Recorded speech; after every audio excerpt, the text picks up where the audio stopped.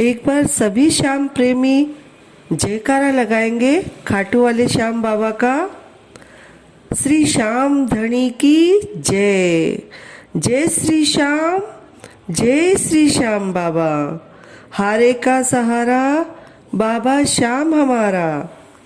तो सभी श्याम प्रेमियों, आज सुनते हैं श्री श्याम दातार की कथा। शुरू करते हैं। गजानंद का ध्यान धर गौरीपति मनाए, श्याम धनी का ये चरित्र लिखा है ध्यान लगाए। कलयुग के है देव प्रथम, जो देते हैं फल चार, इसीलिए कली में उन्हें भजते हैं नर नार। बोलो सभी श्याम बाबा की जय। क्या वर्णन करूं महिमा इनकी, ये देव बड़ा ही निराला है। जो शरण में इनकी आ पहुंचा, उसे सर्व सुखी कर डाला है। जो दामन इनका थाम लेवे, उसके कष्ट सभी कट जाते हैं। संकट में अगर पड़ जाए भक्त, तो ये आकर उसे छुड़ाते हैं।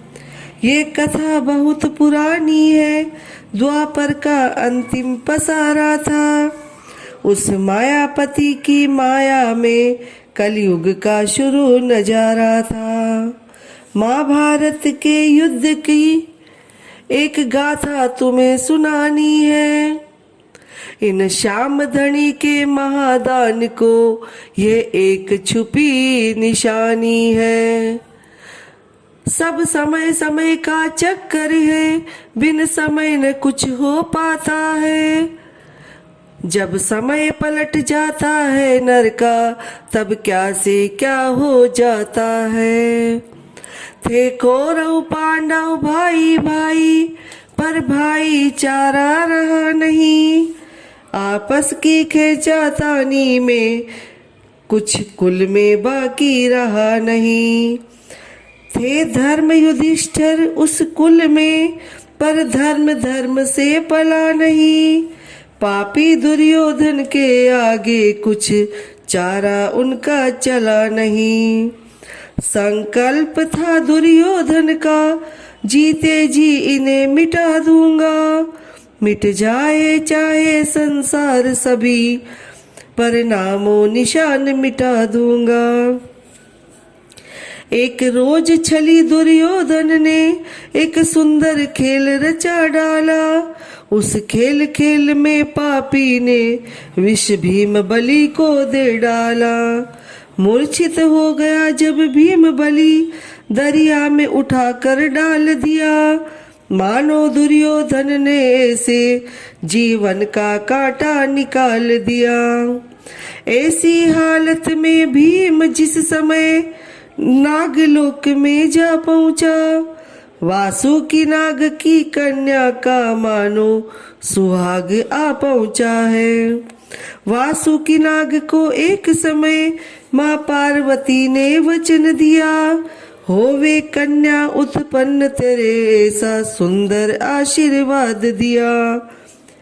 ये कन्या वही अहलावती थी, जो माँ की भी वरदानी थी। शिव की पूजा नित करती थी, सतवंती थी, गुण खानी थी। शिव के पूजन में एक रोज ये ताजी फूल न चढ़ा सकी। माता पार्वती भी अपने कुछ मन के भाव न छुपा सकी। माँ पार्वती ने क्रोधित हो उस कन्या को शाप दे दिया। मुरझाए पुष्प चढ़ा करके पति का मेरे अपमान किया। ये शाप तुझे मैं देती हूँ, इस करनी का फल पाएगी। मूर्छित फूलों के बदले में मूर्छित सुहाग ही पाएगी। अहलवती बोली, माता सब जप तप नष्ट हो जाएगा। अगर उजड़ गया तो सुहाग मेरा, तो जन्म भ्रष्ट हो जाएगा। अपराध हुआ मुझसे माता, वरदान दूसरा दे डालो। सुख से भर दो झोली मेरी, या जीवन मेरा ले डालो। बल बुद्धि में होगा अपार, उसे जीत में कोई पाएगा। ये पुरुष वही था भीम जिसे वहाँ मूर्छापन में पाया था। वासुकी नाग की कन्या ने झट अमृत इन्हें पिलाया है। फिर नारद मुनि की आज्ञा से दोनों का हुआ विवाह वहाँ। इसी तरह से भीम बलि कुछ करते रहे विहार वहाँ। जब आई सुधी भ्राताओं की, बोले अब चला मैं जाऊंगा। ये वचन अहलवती देता हूँ, जब चाहोगी आ जाऊंगा। भीम के यहाँ आ जाने से खुशी पांडव कुल में भारी थी। ये वही समय आ पहुंचा था जब महाभारत की तैयारी थी। उधर अहलवती के द्वारा एक सुंदर पुत्र उत्पन्न हुआ। मानो था वो भी महाबली, जीवन से सुख संपन्न हुआ। बर्बरीक नाम रखा उसका, और महातेज भी पाया था। यह वही नाम और वही बलि जो श्याम धनी कहलाया है। भीड़ पड़े कौरव पांडव दोनों, आपस में युद्ध घमसान ठना। वो पावन धाम कुरुक्षेत्र जो मानो आज शमशान बना। ये युद्ध महान भयंकर था जो नहीं भुलाने वाला था। मर मिटे कौरव पांडव दोनों, कुछ साथ न जाने वाला था। बालक बर्बरीक भी माता से ले विदा युद्ध में आया है। उस महाप्रलय में लड़ने को बस 3 बाण ही लाया है। भगवान कृष्ण ने देखा कि बर्बरीक युद्ध में आया है। डट गया अगर ये युद्ध में तो मानो त्रिलोकी का हुआ सफाया है। ये पक्ष भी लेगा उस दल का जो हार मानने वाला है। इसकी ताकत से फिर दल को यहाँ कौन बचाने वाला है। यही सोच कर मायापति मन में अनुमान लगाने लगे। उस वीर बर्बरीक बालक पर माया के फंदे चलाने लगे। भगवान कृष्ण ब्राह्मण बनकर जब सामने उसके आए हैं, बालक की अनूठी देख छवि प्रभु मन ही मन मुस्काए हैं। भगवान ने पूछा जब उससे, तो हाल सभी बतलाया है। उस युद्ध में मैं भी भाग लूंगा, ये निश्चय मैंने ठहराया है। उस तरह लड़ूं मैं निश्चय ही, जो पक्ष हारने वाला हो।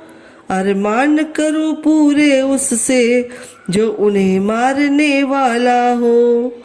है आन मुझे इष्ट की, मेरे जीते जी न बाजी हारूंगा।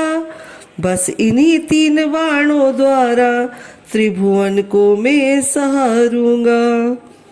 है आशीर्वाद माँ का मुझको, जीवन बलिदान चढ़ा दूंगा। निर्बल पक्ष की विजय के हेतु त्रिलोकी आज हिला दूंगा। भगवान कृष्ण ने सोचा ये, अगर ये वीर युद्ध में डट जाए, तो एक अर्जुन भीम की तो ताकत क्या, मेरा भी चक्र पलट जाए। तुम दानी कितने हो देखे, ये इच्छा हुई हमारी है। ये सुनकर बर्बरीक बोले, मांगते कि सब इच्छा भर दूं। जो अगर जरूरत पड़ जाए तो शीश तार अर्पण कर दूं। भगवान ने वो ही मांग लिया और तुरंत शीश दे डाला है। ये महिमा महादानी की है, जो सर्वस्व भी दे डाला है। पर उस योद्धा ने मांगा था, ये जो मांगोगे दे जाऊंगा। दे दो एक वचन मुझको कि ये युद्ध देख मैं पाऊंगा। इसलिए शिष्य को लेकर के प्रभु ने ऐसा विधान किया। उस कटे शिष्य को युद्ध स्थल में एक खंबे पर स्थान दिया। जब महाभारत के युद्ध में मिट गए सभी कौरव लड़कर, मिल गई विजय जब पांडवों को, करते थे बातें बढ़ चढ़कर। जब बोले कृष्ण भगवान स्वयं ये युद्ध किसी ने किया नहीं, तब फैसला दिया शिष्य ने, ये जो देखा सो बतलाते थे। इस कुरुक्षेत्र की भूमि में मायापति ही दर्शाते थे। भगवान कृष्ण की महिमा से पांडव गुण का जयकार हुआ। काली खप्पर वाली द्वारा सब दुष्टों का संहार हुआ। भ्रम दूर हुआ पांडव गण का, भगवान कृष्ण मुस्काते हैं। उस कटे शिष्य की ओर देख मोहन बलिहारी जाते हैं। फिर आशीर्वाद दिया प्रभु ने, हाथ उठा प्रसन्न होकर। कलयुग में पूजे जाओगे तुम कुल देवता होकर। ये आशीर्वाद हमारा है जो नाम तुम्हारा गाएगा। बिगड़े कार्य बनेंगे उसके, मनवांचित फल पा जाएगा। ये वही श्याम दातार है जिन्होंने शीश वहां दे डाला है। जो शरण गया है उनकी उसका सब दुख हर डाला है। जो इनका ध्यान करे कलयुग में जीवन उसका बन जाएगा। श्रोताओं अब भी चूक गए तो ये समय हाथ नहीं आएगा। शाम जिंदगी थोड़ी है और झूठा सभी झमेला है। इस चला चली की दुनिया में बस 4 दिनों का मेला है। सुमिरन कर श्याम दातार का, मन को लगा ले तू। उनसे नाता जोड़ कर बिगड़ी हुई किस्मत को बना ले तू। जय श्री श्याम, श्याम धनी की जय। सभी भक्तजन एक बार जयकारा लगाएंगे, खाटू वाले श्याम की जय। भक्तों, इस कथा को पढ़कर चैनल को सब्सक्राइब जरूर कर देना, जिससे श्याम धनी सभी पर कृपा कर सके। जय श्री कृष्ण, जय श्याम बाबा की। हारे का सहारा मेरा बाबा श्याम हमारा। जय श्री श्याम।